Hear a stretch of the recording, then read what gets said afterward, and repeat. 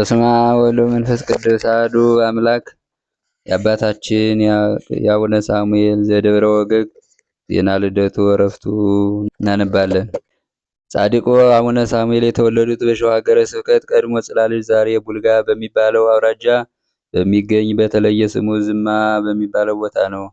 አባታቸው እንድርያስ እናታቸው አርሶንያ ይባላሉ።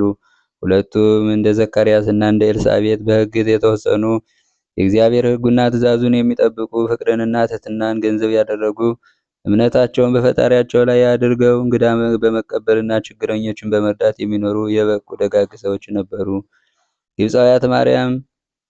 ግብፃዊት ማርያም ለእንግዳ መቀበያና ለስልም ቤት በተለየ እንግዳ እንዳሰራች እነሱም ለእንግዳ መቀበያ ቤትና በተለይም ለመነኮሳት ማረፊያ አሰርተው የወጣውን የወረደውን ይቀበሉ ነበር።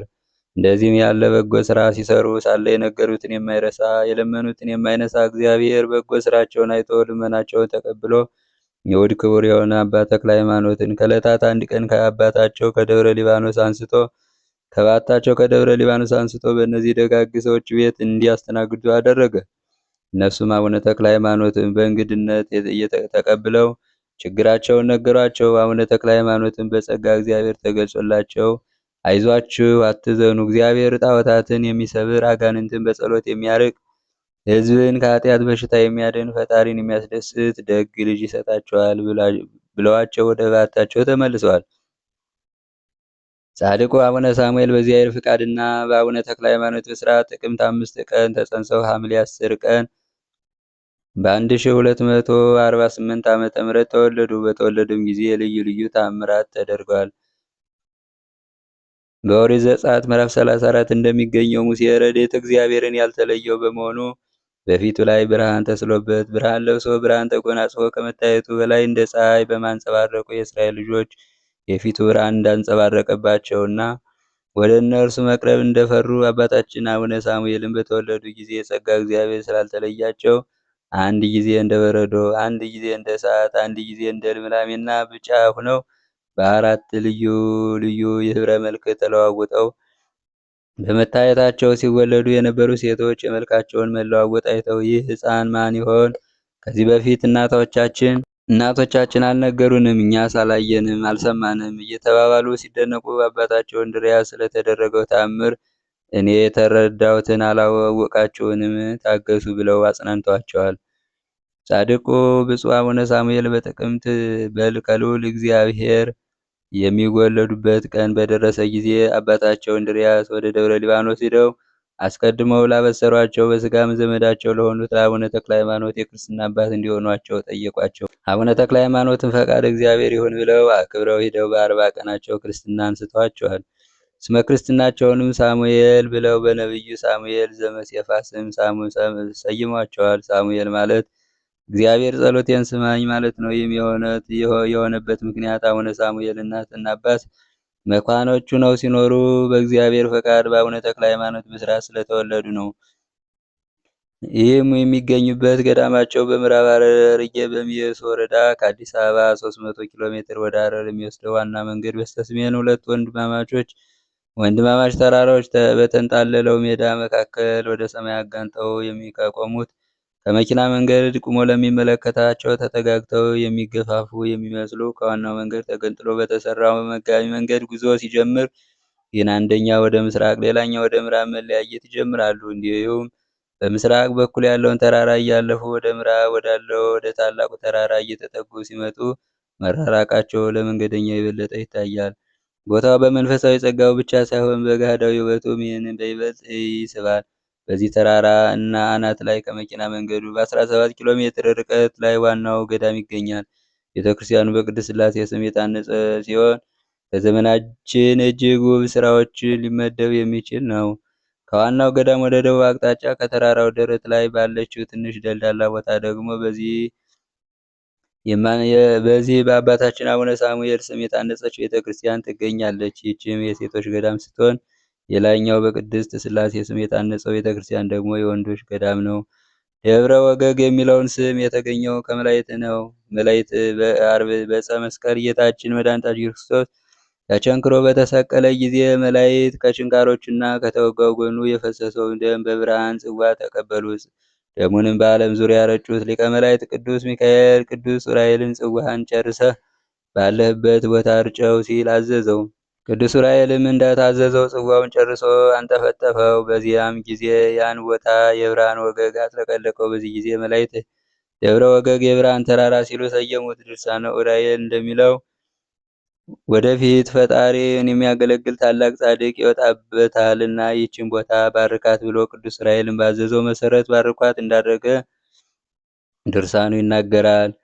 የአቡነ ሳሙኤል የመቃብር ቦታ ሳይታወቅ ለብዙ ጊዜ ይኖር ነበር። የግራኝ ወራራ ቦታውን ካጠፋው በኋላ ለብዙ ዘመን እንደገና ሳይገደም ኑሯል። በ1911 ዓ.ም በንግሥት ዘውዲቱ ዘመን በኩሬው አጠገብ የሚገኝ ትልቅ ሾላ ነበር። በውስጡም እንደ ዋሻ ላይ ያለ ነበር። አባ ገብረ ኢየሱስ የሚባል ባሕታዊ ሰበካ ተክለ ሃይማኖት እየመጡ ሱባዔ ይገቡበት ነበር። ከዚህ ቅዱስ ተገልጾ ገዳሙ የሚቀናበት ጊዜ ደርሷልና ሂደህ ለንግሥት ዘውዲቱ ለአልጋ ወራሽ ተፈሪ መኮንን ንገር ባሏቸው መሰረት አባ ገብረ ኢየሱስ ሄደው ከቤተ መንግስት ዕለቱን መግባት ቢከብዳቸው በጊዜው ከቤተ መንግስት ታዋቂና ቀራቢ ስለነበሩት ስለ አለቃ ገብረ መድኅን ሁኔታውን ነግረዋቸው አለቃ ገብረ መድኅን ለንግሥት ዘውዲቱና ለአልጋ ወራሽ ነግረው 1911 ዓመተ ምህረት በአለቃ ገብረ መድኅን አማካኝነት ገዳሙ እንደገና እንዲቀና አደረጉ። ደብረ ወገግ እንደገና ሲገደም ምንም አይነት ቤተ ክርስቲያን አልነበረም። በዚህ ጊዜ የወታደሮች አለቃ በነበሩት አቶ ሸዋን ዘራፍ አማካኝነት የአባታቸው አቡነ ሳሙኤል ቤተ ክርስቲያን በሳር ክዳን ተሰራ። በ1948 ዓመተ ምህረት ቆርቆሮ ለበሰ።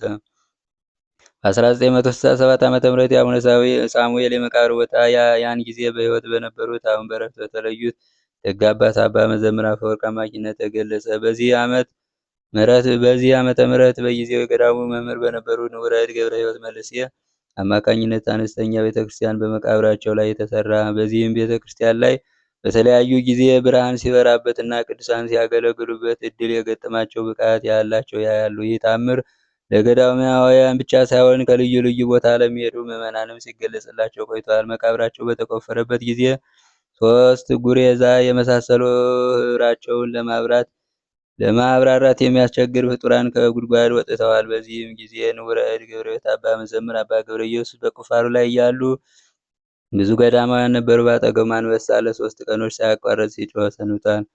በወንዶች ገዳም የሚገኘው ቅድስት ሥላሴ ቤተ ክርስቲያን በአለቃ ገብረ መድኅን አስተባባሪነት በ1918 ዓመተ ምህረት ጀምሮ በ1919 ዓመተ ምህረት ተጠናቀቀ።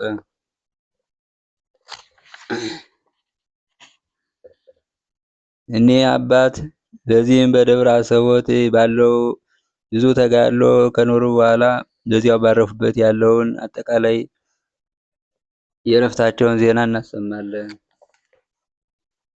እንግዲህ ከዚህ በኋላ አባታችን አቡነ ሳሙኤል ከዚህ ዓለም በሐምሌ 10 ያረፉ ሲሆን በዚህም ጊዜ ከዚህ ዓለም እንደሚያልፉ በመንፈስ ቅዱስ ባወቁ ጊዜ ፈራ፣ ደነገጠ፣ መራራ ልቅሶንም አለቀሰ። ሁለመናውም ታወከ፣ እንባውንም እንደ ውሃ ነጠብጣብ ተንጠፈጠፈ፣ በፊቱም ላይ ወረደ።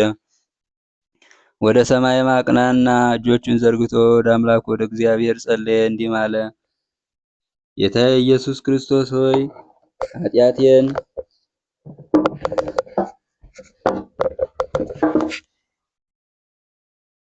ጌታዬ ኢየሱስ ክርስቶስ ሆይ ኃጢአተኛና በደለኛ ድሃ ምስኪን የምሆን እኔን አገልጋይህን ስማኝ።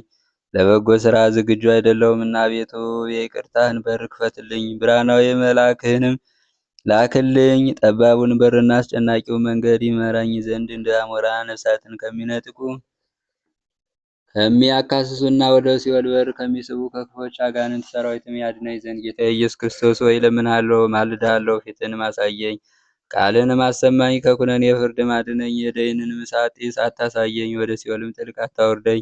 ጌታ ኢየሱስ ክርስቶስ ሆይ በአንተ ያመኑትን በስምህ የተጠመቁትን በጸናች ሃይማኖትና በመልካም ሥራ አጽናቸው፣ ከክፉ ዲያብሎስ አድናቸው። ጌታ ኢየሱስ ክርስቶስ ሆይ ከእጄ የምንኩስናን ቀንበር የተቀበሉትን ስለ ስምህ ከእኔ ጋር የተገዙትን ለቃል የታዘዙትን ፈቃድን ያደረጉትን እነዚህን ሁሉ መነኮሳት ሁሉ ጠብቃቸው።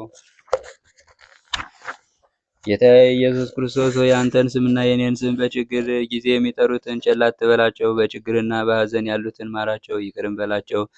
በደዌና በሕማም በጥፋትና በስደትም ያሉትን ያንተን ስምና የኔን ስም የሚጠሩትን ሁሉ ያዘኑንና የልቅሶውን ሸክም አስወግድላቸው። በረሃብና በመራቆት ያሉትንም ከብልጽግና መዝገብ መግባቸው።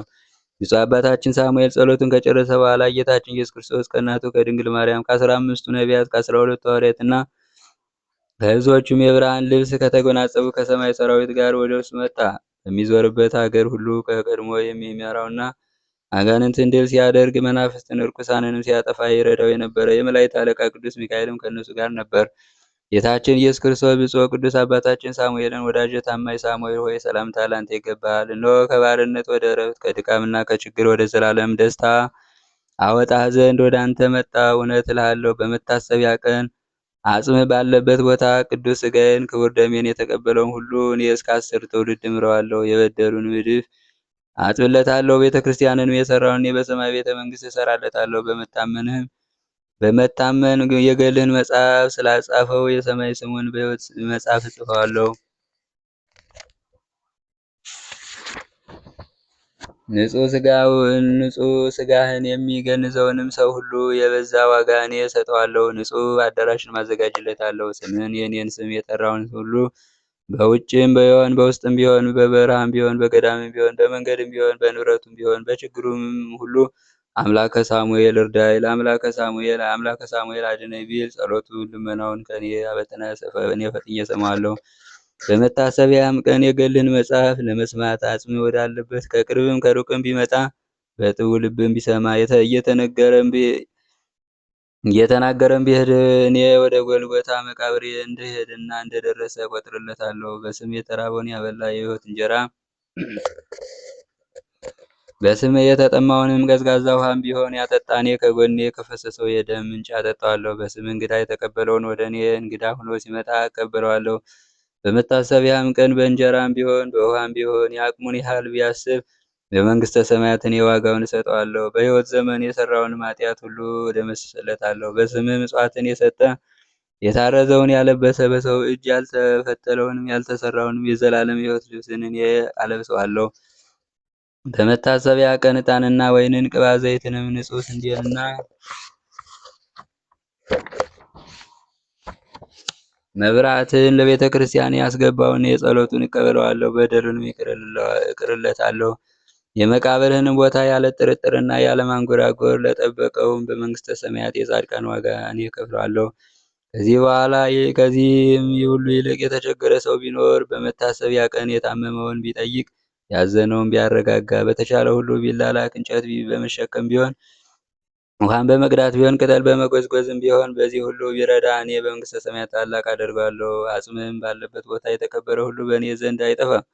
እነሆ ልክ የሌለው ብዙ መጋደልን ጨረስክ። እንደ ወዳጀ እንደ ገብረ መንፈስ ቅዱስና እንደ ታማኝ እንደ አቡነ ተክለ ሃይማኖት የቀናች ሃይማኖትን ጠበቅህ። በጥቂቱ የታመንህ ቸር ባሪያ ሆይ በ15ቱ የገነት አገሮች በ5 መንግሥተ ሰማያት ላይ ሾምሁ።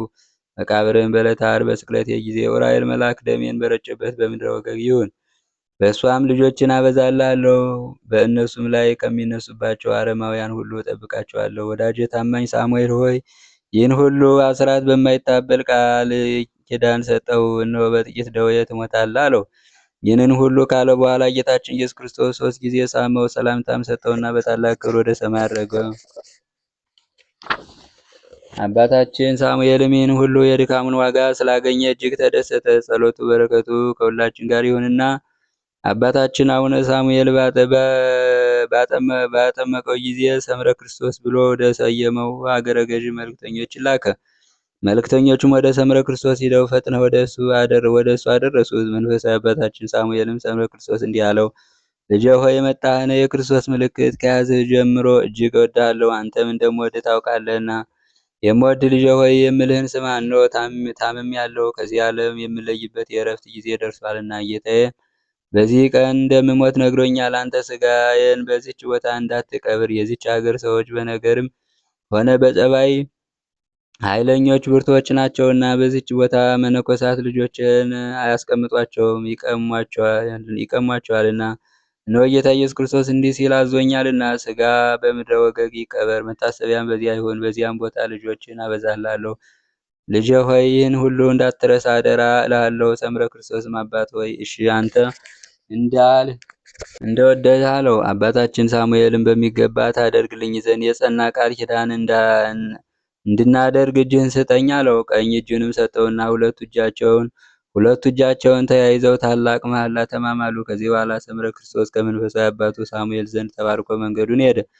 ያን ጊዜም አባታችን ሳሙኤል በጽኑ ደዌ ታመመና በመኝታውም ተኛ። መነኮሳት ሁሉ እየተላቀሱ ተሰበሰቡ፣ እንዲህም እያሉ ወዮልን፣ ወዮታ አለብን! እንደ ፀሐይ የሚያበራልን መብራታችን ጠፍቶብናልና ወዮልን፣ ወዮታ አለብን! በመካከላችን የነበረ ልባችንን የሚያስደስት የክርስቶስ ወንጌል መሰንቆ ጣዕም የሚያስተምረን መሰንቋችንን አጥተናልና። መነኮሳትም እንዲህ እያሉ አለቀሱ። ወዮልን፣ ወዮታ አለብን! ለማን ተውኸን? አባትና እናት የሞቱበት ልጅ አደረግኸን። የመንፈስ ቅዱስ አባታችን የመነኮሳትን ቀኖና ያስተማርኸን አባታችን ሆይ ለማን ትተወን? ወዮልን፣ ወዮታ አለብን! ጾምና ጸሎትን፣ ስግደትን፣ ወደ ቤተ ክርስቲያን መገስገስን፣ የሥላሴንም አንድነት ሦስትነት አስተማርከን። ስታስተምረን ስታዘን ነበርህና። ቤተ ክርስቲያን ሆይ መጎናጸፊያሽን የሽልማትሽንም ልብስ ከፊትሽ አውልቀሽ ነይ፣ አልቅሽ፣ አክሊልሽ ከራስሽ ወድቋልና ብርሃንሽ ጠፍቷል። በጌታችን በኢየሱስ ክርስቶስ ቅዱስ ሥጋውና ክቡር ደሙንም ይቀድስሽ ነበርና መስገጃና መማፀኛ የኃጢአት ማስተስሪያ ወልድ ሥጋ መፈተቻ አድርጎች ነበር። ዛሬ ግን ከአንቺ ተለይቷልና ቀድሞ የደስካት መጠለያ የአጋንንት ማደሪያ የነበራቸው በጸሎትና በልመናው መጻሕፍትን በማንበብ በተቀደሱ እጆቹ ቡራኬ የቀደሳቸው ተራሮችና ኮረብታዎች ኑ ከእኛ ጋር አልቅሱ። በቅባ ዘይትና በንጹሕ ሜሮን ቅቤ የተቀደሳችሁ ወንዞችም ሁሉ ኑ ከእኛ ጋር አንድነት አልቅሱ። አባታችን ሳሙኤል የተሰበሰቡትን ቃሌን ብትጠብቁ በሥርዓቴም ብትኖሩ ለሥጋችሁ ምግባችሁንና ልብሳችሁን ታገኛላችሁ። በሰማይ ከእግዚአብሔር ዘንድ ታላቅ ዋጋ፣ ክብርን፣ ባለሟልነትን ታገኛላችሁ። ነገር ግን እናንተ የትዕቢተኞችና ዋዘኞች የልብ ደንዳኖች እንዳትሆኑ። ልብ ደንዳና ሰው የእግዚአብሔር ምሕረት አያይምና የዚህን ዓለም ፍቅር አትውደዱ አላቸው። የተሰበሰቡትም ሁሉ አባታችን ሆይ በደላችን ይቅር በለን አሉት። እሱም በማወቅ ባለማወቅ የሰራችሁትን ዕዳ በደላችሁን እግዚአብሔር ይቅር ይበላችሁ፣ እግዚአብሔር ምሕረት ሁልጊዜ ከእናንተ ጋር ይኑር አላቸው። ሁሉም በአንድነት አሜን አሉ። ከዚህ በኋላ የከበረ አባታችን ሳሙኤል ያለበት ቦታ ብርሃን ተመላ። ያን ጊዜ መድኃኒታችን ኢየሱስ ክርስቶስ ከእናቱ ከቅድስት ድንግል ማርያም ከሚካኤልና ከገብርኤል ከ24ቱ ካህናተ ሰማይም ጋር ማዕጠንታቸውን ይዘው ከብዙዎች የሰማይ ሰራዊት ጋር የብርሃን ልብስ ለብሶ ተገለጸለት። የብርሃን ድባም የተሸከሙ ነበሩ። የብርሃን መስቀል የያዙ ነበሩ። አባታችን ሳሙኤልም አይቶ ደነገጠ፣ ተንቀጠቀጠ፣ በግንባሩም ወደቀ። ተነስቶም ለጌታችን መድኃኒታችን ኢየሱስ ክርስቶስ ሰገደ። እመቤታችን ቅድስት ድንግል ማርያምም የልጄም ወዳጅ ሳሙኤል ሆይ ሰላምታ ላንተ ይገባል አለችው። መድኃኒታችን ኢየሱስ ክርስቶስም ታማኝ ሆይ ድካም ተጋድሎ ሁሉ ለመታሰቢያ ይሆን ዘንድ በኢየሩሳሌም ሰማያት ተጽፏል አለው። ጌታችን ኢየሱስ ክርስቶስም ይህን ባለው ጊዜ ብፁዕ አባታችን ሳሙኤል ነፍሱ ከሥጋው ተለየች። ጌታችን ኢየሱስ ክርስቶስ ተቀበላትና አቅፎ ሳማት፣ እንዲህም አላት፦ የተቀደስሽ የተባረክሽ ንጽሕት ነፍስ ሆይ ወደ እኔ ነይ። ወደ ሰማይም ሲያሳርጋት መላእክት የምስጋና መሥዋዕትን አቀረቡ። የጻድቅ ሰው ሞት በእግዚአብሔር ፊት የከበረ ነው እያሉ በዚህም ዓለም የደከመ ለዘላለም በሕይወት ይኖራል፣ ዳግም ሞት አያገኘውምና። ብዙዎች የሰማይ መላእክትም የዳዊትን መዝሙር ከዓለም በፊት ለነበረ ዓለምን አሳልፎ ለሚኖር ለእግዚአብሔር ምስጋና ይገባል፣ ሰውንም በቸርነቱ ስለወደደው በምድር ሰላም ይሁን እያሉ በአብ ዙፋን ፊት አደረሷት። በዚያም ሰገደች። ወደ ዘላለም ርስቷም ወስደው አስገቧት። ጌታችን ኢየሱስ ክርስቶስም ወዳጅና ታማኝ ፈቃዴን ፈጻሚ የሆነ ሳሙኤል ሆይ ይህንን በሰው ልብ የማይለካውን ቤተ መንግስት ውሰድ አለው። በልብሰ መንግስትም የሸለመው 7 የብርሃን አክሊል ማቀዳጀው።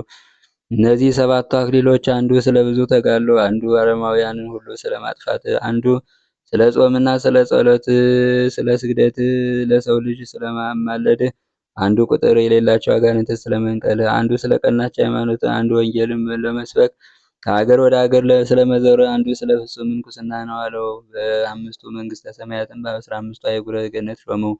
ዳግመኛም ለክብርህ መገለጫ የሆን ዘንድ አጽምህ ባለበት ቦታ ብርሃንን አሳያለሁ አለው። መነኮሳትም መራራ ልቅሶን አለቀሱ። በታላቅ ክብር ገነዙት። የሀገሪቱን ሰዎች እያለቀሱና ደረታቸውን እየደቁ በራሳቸው አመድ እየነሰነሱ ፊታቸውን እየነጩ መጡ። እንዲህም አሉ፦ ከጠላቶቻችን ሸሽተን ወዴት እንሄዳለን? ከበላተኛ ጅባብ ከነጣቂም ተኩላ ወዴት እናመልጣለን አሉ። አባታችን መመኪያችን በደልና ቂምን ከእኛና ከልጆቻችን ላይ አስወግደ ችግራችንና ሐዘናችንን አጥፋልን። የሚጣሉንንና የሚያሰቃዩን አጋንንትን አሳደድህልን። የቀናች ሃይማኖትም አስተማርህን።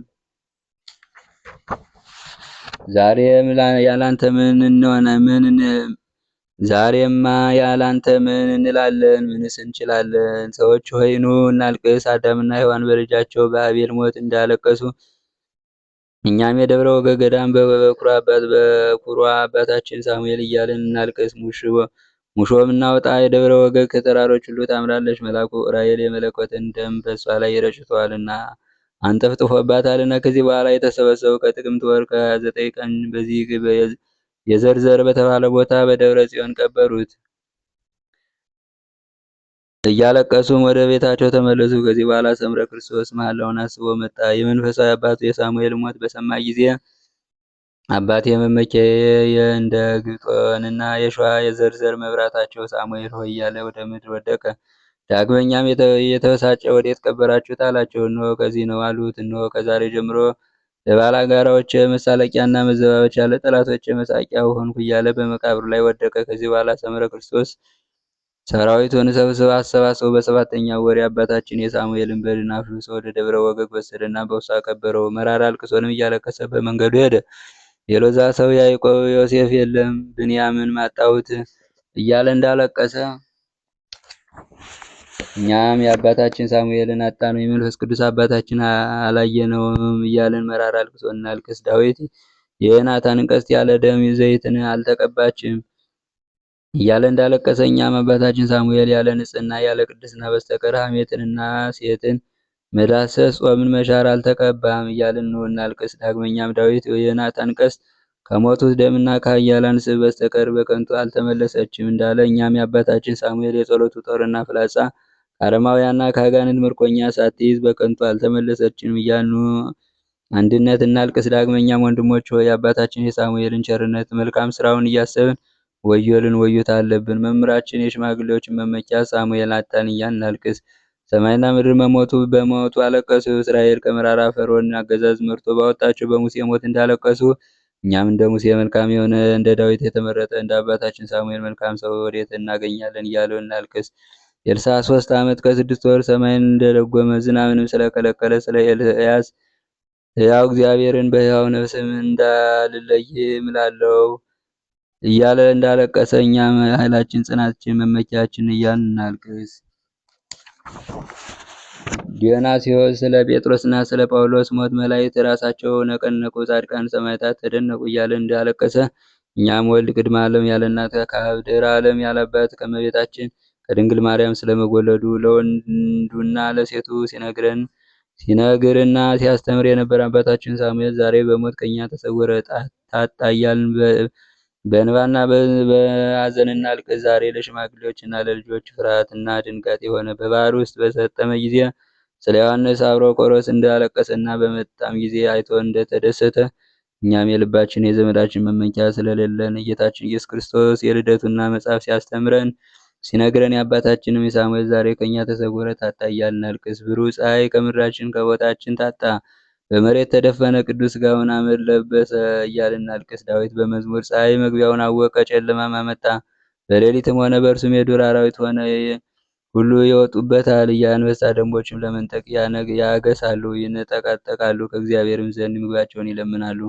እኛ ግን የምናለቅሰው ስለ እርሱ አይደለም ስለ ራሳችን ነው እንጂ እረኛ እንደሌላቸው በጎች የተበተን ሆነናልና። አዛዥ የሆነ የፈጣሪያችን የእግዚአብሔርን ቃል ያስተማረንን ካልጠበቅን በዚህ አናየውም፣ በወዲያኛውም አናየውም። ይችን ያፈረሰ በታላቂቱ ቀን መላእክት ከአንተ ክፉ አገልጋይ ሆይ ራቅ ይሉታልና። በዚህም በሶስት መለከት ድምፅ የሙታን ትንሣኤ እንደሚሆን እንረዳ። በመጀመሪያው መለከት ድምፅ የተበተነውን በደጋሚ ያለው በቆላም ያለው አራዊት የበትሉት ነፋስ የበተነው ያረጀው የጠፋው የተላከው አመድ የሆነው የሥጋ ትቢያ ሁሉ ይሰበሰባል። በሁለተኛው መለከት ድምፅ አጥንቶች ተጋጥመው ያለምንም መንቀሳቀስ በድን ይሆናሉ። በሶስተኛው መለከት በድምፅ በሶስተኛው መለከት ድምፅ ሙታን ይነሳሉ። ጻድቃንና ዕጣን መልካምም ቢሆን ክፉም ቢሆን ስራቸውን እየተሸከሙ ይነሳሉ። ንጉሥ በዙፋን ላይ ተቀምጦ ጻድቃንን በቀኝ ኃጥአንን በግራ ያቆማቸዋል። ንጉሥም ወደ ቀኝ ተመልሰው በቀኙ ያሉትን ይላቸዋል፣ እናንተ ዓለም ሳይፈጠር የተዘጋጀላችሁ መንግሥተ ሰማያት ትወርሱ ዘንድ ወደ እኔ ኑ። ብራብ አብልታችሁኛልና፣ ብጠማ አጠጣችሁኛልና፣ እንግዳ ብሆን ተቀብላችሁኛልና፣ ብታረዝ አልብሳችሁኛልና፣ ብታመምም ጎብኝታችኋልና፣ ብታሰር ወደ እኔ መጥታችሁ ጠይቃችሁኛልና። ያን ጊዜ ጻድቃን መልሰው እንዲህ ይሉታል፣ ጌታ ሆይ መቼ ተርበህ አይተን አብልተን፣ መቼ ተጠምተህ አይተን አጠጥተን፣ እንግዳ ሆነህ አይተን መቼ ተቀብለን፣ መቼ ታርዘህ አይተን አለበስነህ፣ መቼ ታመህ አይተን ጠየቅነህ፣ መቼስ መታሰርን አይተን መቼ ወደ አንተ መጣን፣ መቼስ አነጋገርንህ። ንጉሡ መልሶ እውነት እላችኋለሁ በእኔ ካመኑት ከሁሉም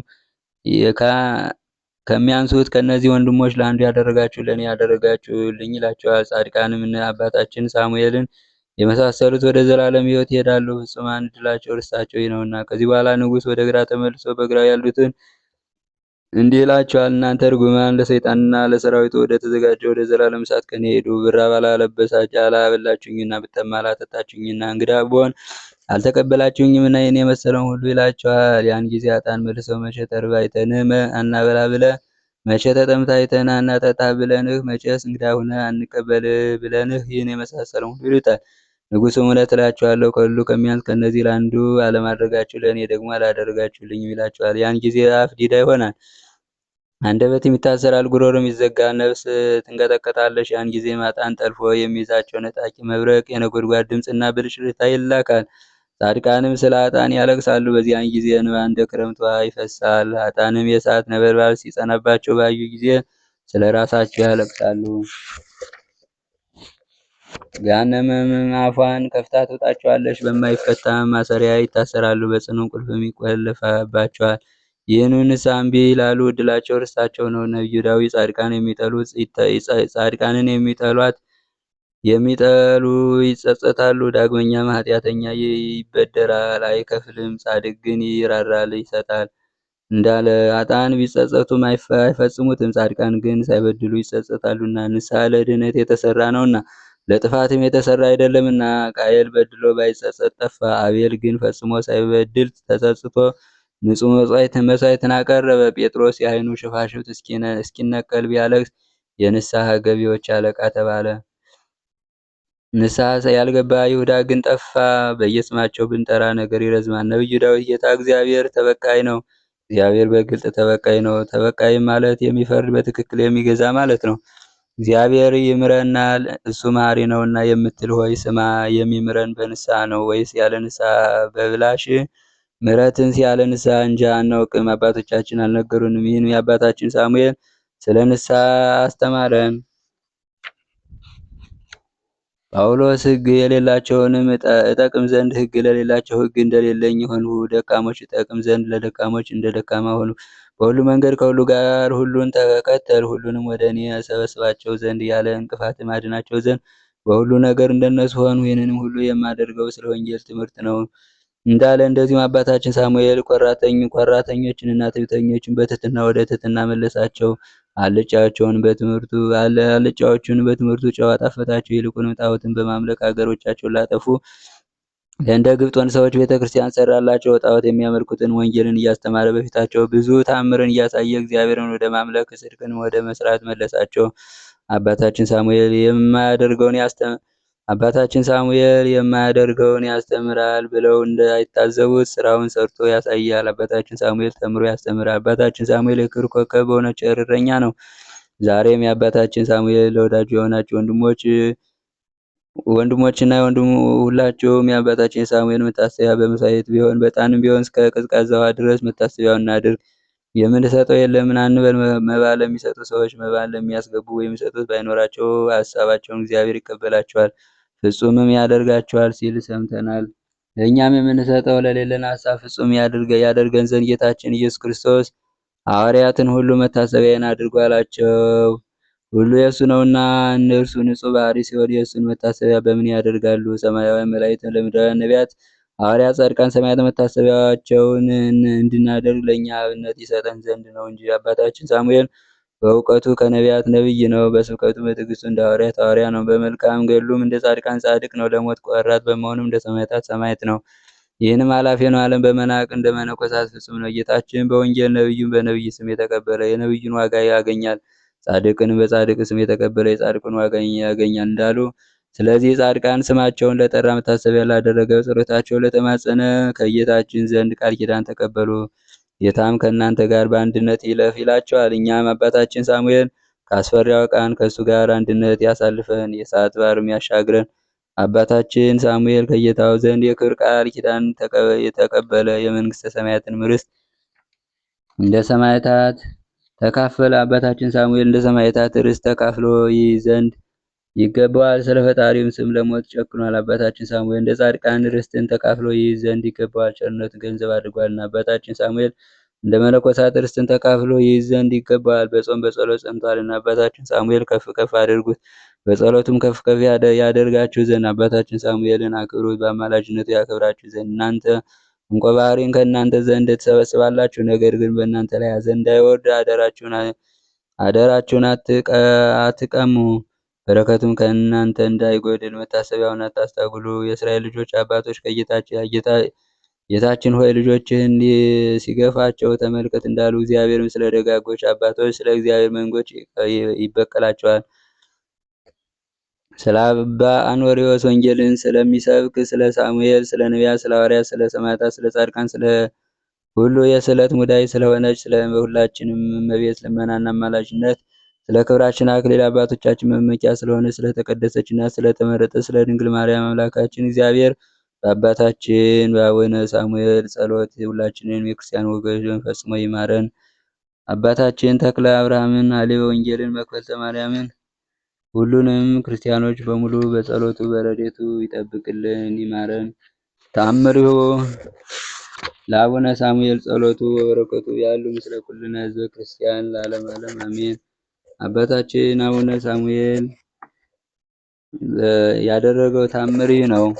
ስሙ ገብረ ሳሙኤል የሚባል በአኖሬዎስ ገዳም አጠገብ በዋሻ የሚኖር አንድ ባሕታዊ ነበር። እሱም ዲያቆን ነው።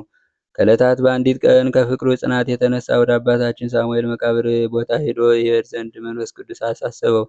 እሱም በስጋው በሽተኛ ሳለ በመንፈስ ቅዱስ ተጽናንቶ ሄደ። ወደ ዳገት መንገድ በደረሰ ጊዜ ደከመ፣ መሄድም ተሳነው፣ ተቀመጠ። ባህታዊም እንዲህ አልኩ አለ። አባቴ ሳሙኤል ሆይ ለበደሌ ስርየት ለስጋዬም ድህነት አገኝ ዘንድ በጸሎት ታምኜ ወደ አንተ መጣሁ። አሁን ግን ደከምኩ፣ ድካምን በእኔ ላይ ጸና። አሁንስ አራዊት እንዳይበሉኝ እፈራለሁ አልኩኝ አለ። ከእንደዚህም እያልኩ መራራ ልቅሶን አለቀስኩ። ያን ጊዜም አባቴ ሳሙኤል ጸሎት ለድካሜ ጽናት ሆነኝ፣ ከፊትም የሌለ ኃይል ተሰጠኝ። ከዚህ በኋላ ፈጽሜ እየተደሰትኩ ያን አቀበት ወጣሁት። ወደ አባታችን ሳሙኤል መቃብር ቦታ በደረስኩ ጊዜ ከአባታችን ሳሙኤል ተስፋ እንደምኞት ያገኘው። አንድ ቀንም ቁስሌን እቀባ ዘንድ ከአንድ መነኩሴ ቅባት ለመንሁ። ይህም የመንፈስ ቅዱስ ወንድሜ ነው። ስለ አምላኬም ፍቅር መልካም ፈውስን አገኝ ዘንድ ቅባቱን አምጥቶ ሰጠኝ። ያን ቅባት ዝንጀሮ ነጥቆ ወሰደው። እኔም በአባታችን ሳሙኤል ጸሎት ቅባቱን መልስልኝ አልሁት። ዝንጀሮም ያን ቅባት ይዞ ዱሩን ዞረው። ይህንንም ያዩ ዘንድ ብዙ ሰዎች ስለዚያ ቅባት አዘኑ። ከዚህ በኋላ ያ ዝንጀሮ መብላት በተሳነው ጊዜ